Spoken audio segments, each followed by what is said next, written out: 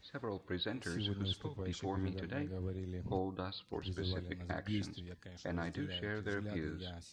Nevertheless, I would like now to talk about what should not be done. As an architect, I will talk about architecture. Not general architecture, but specifically about architecture of our beloved city of Kyiv. And more precisely, I will talk about architecture of present-day Kyiv in 2012. Architecture is supposed to be about houses, yet I will talk about things that I believe to be more important. The events that happen between the buildings, the processes which flow there. We'll talk about architecture as living organism, an organism that should be healthy and classic like on this picture. Or maybe it looks more like this picture. This is how we look today, because we live in a consumption society and we should cleanse ourselves from time to time. Today I will show you many pictures that I made over a long time in many cities of Europe. The city of Kyiv will be presented by two spaces, the Krещатик Street and the Independence Square, the Maidan. Why Krещатик and Maidan? Because these are spaces that are like acupuncture points through which we can influence the whole body, improving it in most efficient way. To present my ideas today, I will use the comparisons method. Sometimes when we talk about hot issues and a good solution from other countries, like the previous presentation, you will hear a reply, here is very different from there. This is a wrong response, I will not use it. I will keep going back from here to there. Let's begin. Here is a square in Helsinki. We compare it to our squares. This is a square in Copenhagen. This one is a square in Spanish Sitges. What is common to these squares? As you notice, they're united by emptiness. Emptiness. If you love freedom, if we enjoy freedom, why our Maidan is so close? This picture is evidence that we do not really love to be free. Here is an example of Spanish Cordoba. The square is empty by night, then in the morning it is filled by furniture, then later in the afternoon people fill it up. The square is full of people and full of life. In the same way, San Marco has nothing except for people, doves, and cafes on the ground level. In addition, there are umbrellas. We also have umbrellas, but their people are happy, while ours are not so happy. Because here the umbrellas are very well positioned for business. They're exactly where one cannot miss them. The life of an organism is primarily about good communications. Our squares and our streets are the connecting streams to provide life flow of our cities. Moreover, if a city is an organism, then cars are #1 source of significant pollutions and blockage of our lifelines. This is how our cities look today, very similar to our bodies. Many of my colleagues think that inconvenience with cars is in the fact that these are modern foreign inventions that dissonate with our historical street. The problem with cars is different. The car always risks to run me over. It took my space that used to be mine. This is where I walk.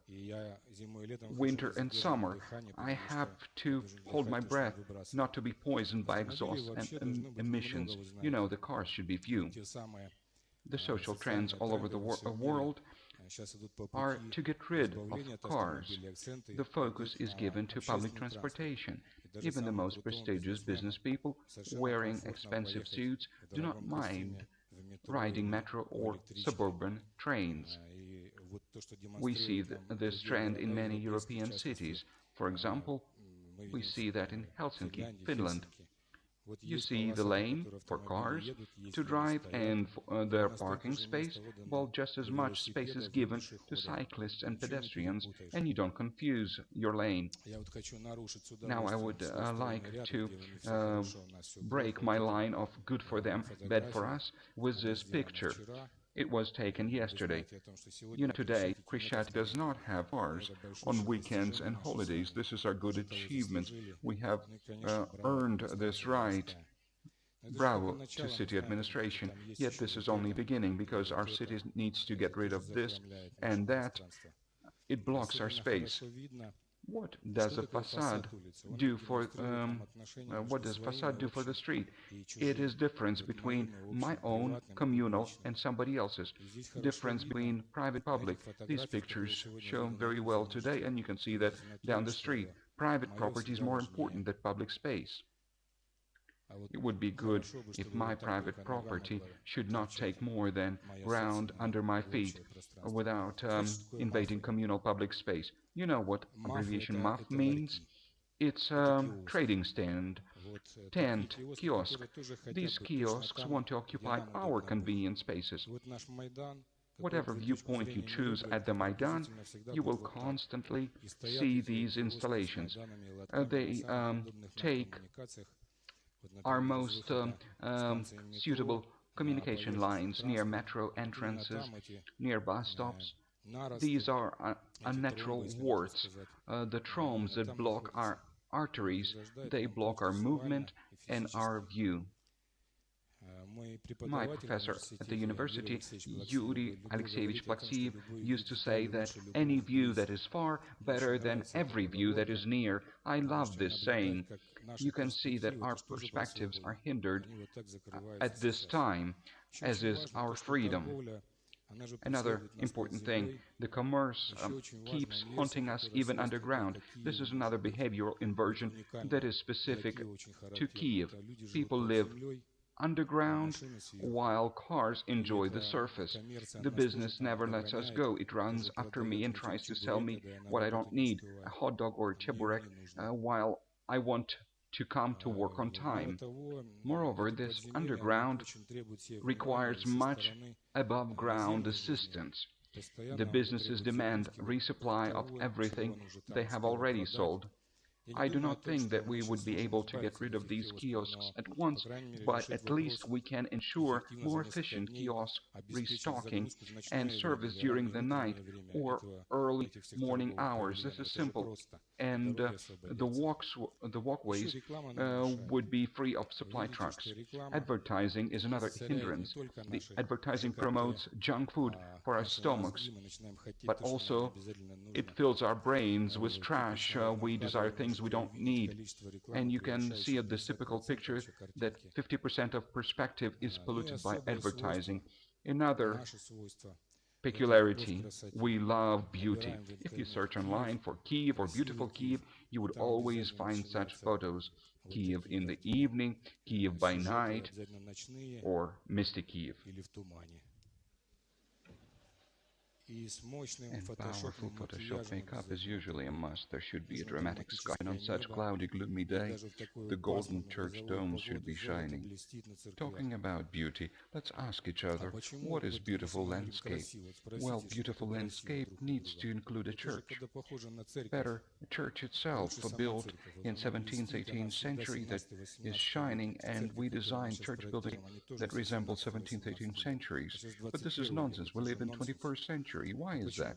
Because Baroque style that we see on churches is the most magnificent style that is able to cover inconvenient details. You know that Baroque was popular during decline of humanistic philosophy. Maybe there is a need for that now. This is Cordoba in Spain, the old square, the same Baroque style preserved in original form. The boys are using the gate for full goal and nobody objects. Or, for example, this facade stones that are dented and jagged, nobody rushes to plaster them. All jagged stones are more exciting. Or this mossy wooden planks in Switzerland by the lake. Or the stones. People really love what is genuine, not something pseudo. Baroque is pseudo, but here everything is honest. outstanding modern stylish office complex, an old chimney in the middle. The builders did not even wash the chalk. People love real things. Food should be genuine. Garden flowers are genuine, not greenhouse roses. Even the cemetery is straightforward. Here is a picture of our Ляцкий gate, built in Baroque, of course, with a Batman on top. My colleagues, the historical architects, tell me that Ляцкий gate was located in a different place and looked differently. But nevertheless, if you doubt, just in case the authors tore down the plastering to reveal the real bricks, let me tell you something about the bricks in Kiev. From the time of Golden Gate construction until the 20th century, the local Kiev bricks were of pleasant sandy yellow color. Well, some people do not like the plain yellow bricks, so we have another Kiev peculiarity. We like to paint our bricks. Therefore, the rebuilders of Ляцкий gate could not make it with original yellow bricks. They needed special paint to give it nice red color, like the bricks somewhere in Germany or Holland. Here is another example of Baroque style. The drinking fountain does not work, but the route is so beautiful. Or this picture of Krещатик Street taken from Bessarabka Square. We see how lamp balloons and artistic ventilation shop covers can block the beautiful perspective of Krещатик. The Maidan itself, look at the multitude of round forms. With overabundance of design, there is nothing for people to do. Now, these magnificent and expensive marble-covered fountains, they take much space and leave only narrow walkways for people between, yet the fountains do not work. Here, the central square of Hague. It occupies about 1/10 of Dun area, yet it has more space for people, and the fountains do work. You think this canopy over the entrance to underground is necessary to protect from rain? It would be logical, but no. The super rainy Holland that was built below sea level does not need any canopies, and nobody is flooded. There is transparent elevator that actually works. Copenhagen is just as rainy, even with rain pictured on this photo, yet no canopy, just glass fence. People value transparency because it's a reflection of freedom. Just a couple more things I would like to add about design and beauty. This picture was taken at the embankment of Porto, modest iron grid, while we have artistic molded metal painted on top. I have many friends abroad who travel to Kiev from time to time. Many of them are architects and are supposed to understand the design style. Here is our famous column in the middle of Independence Square with background, beautiful background. I dare them to guess when the monument was built. Nobody even yet has deduced the right century. Here is a close-up of another artistic object. This is a sculpture with element of public creativity. We try to apply lipstick without removing our sniffles. I would not have come here if I did not know the answer to the what must be done question. I do know specific things that must be done. Our city needs a thorough cleansing.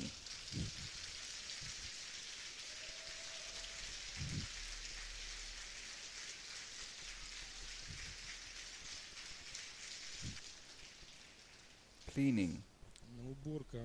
Not so long ago, the garbage in Krещатик was collected from such simple bins that everybody recognized. Recently, somebody had a smart idea. If a container is 100 times as large, we can empty it once in 100 times.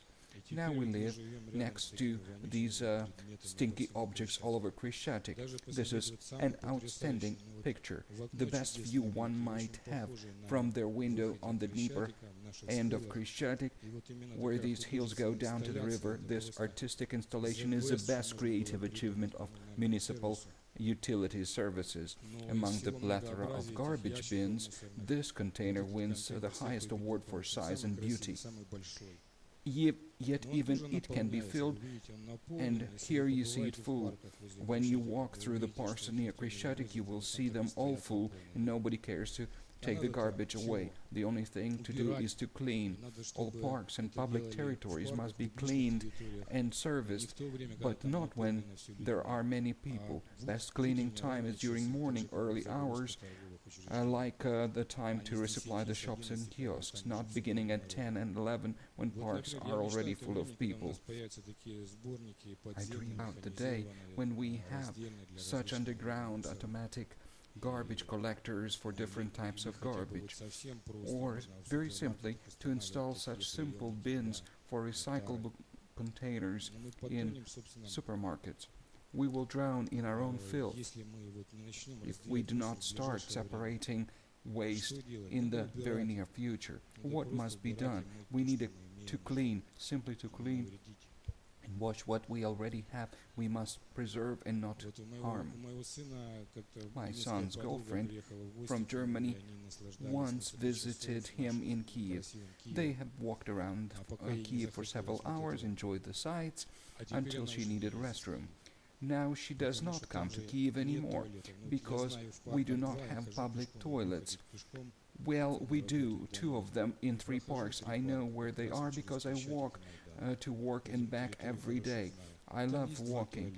I know this area very well. There are 2 toilets, but they close at 8 o'clock when people come to enjoy their walk. This is a picture of Krishchatik now with some positive. Now the streets have modern toilets. However, there are very few.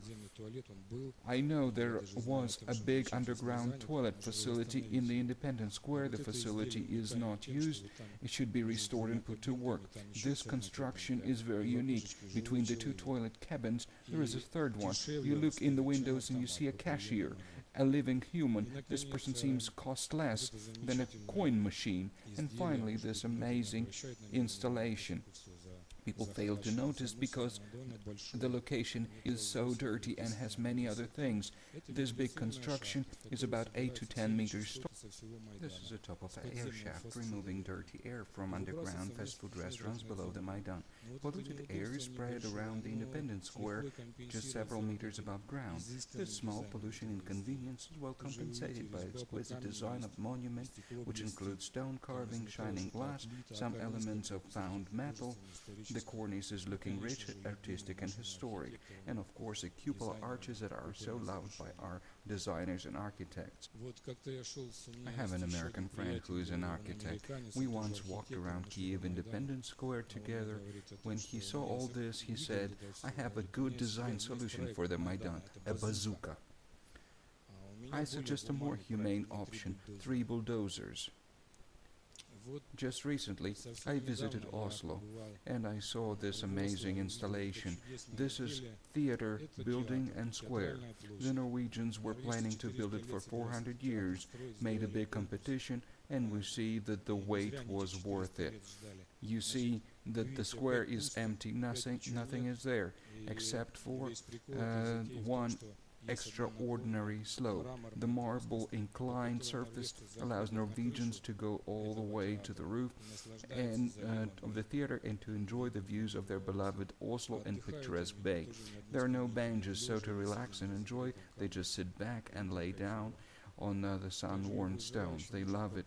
As a plus, anyone can come inside and explore this beautiful artistic interior. This is the Porto train station square. Do you remember our square in front of the train station?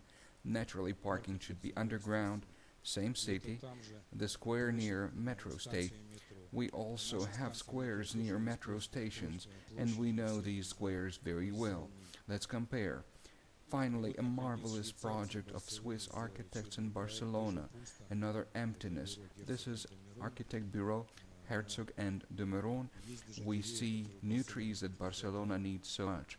Please consider questions. Swiss designers in Barcelona.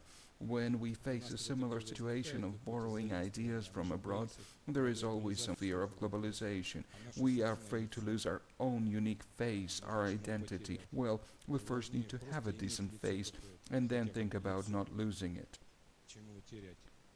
England did not lose its face in cooperation with Italy. Switzerland is not copying Spain, yet each of these countries became more beautiful through cooperation. To conclude, I will tell you about a small project that we had with the Bureau, just lasted 2 days, and we named it Emptiness. It relates to an emptiness between the buildings 20 and 22 on St. Andrew's Descent near Zamkova Hora, the Castle Hill in Kiev. What we did, we allowed the walkway down the Castle Hill through our plot and onto the St. Andrew Descent. We designed several stairs to form an amphitheater. Naturally, we preserved the entrance to the Castle Hill and installed a public restroom that was needed in the area. When we covered the space with a roof, it looked like the space was complete and nothing else was needed. Now the place can be used for lectures, meetings, concerts, exhibitions, dance parties. Finally, to support the continuity of St. Andrew Descent, the facade lines of the left side of the street, we stretched a perforated fabric screen across the emptiness. The screen can be made see-through on both sides. In that way, the main focus of the project remains with St. Andrew Descent. What about Kyiv? As I look at this amazing picture, I know that our city can be 100 times more attractive than Copenhagen or Rotterdam. What must be done? What should we do to improve our lives? Again, I know if the city is a living organism, if we need to direct our design work at processes improvement, if we need emptiness as a highest value of a city landscape, if we want no pseudo, but we seek what is real, what is natural, accessible, democratic and transparent, we need cleansing. We need to purify our lives. The living organism already has restoration systems created inside. The most important is do no harm. Less is more. Thank you.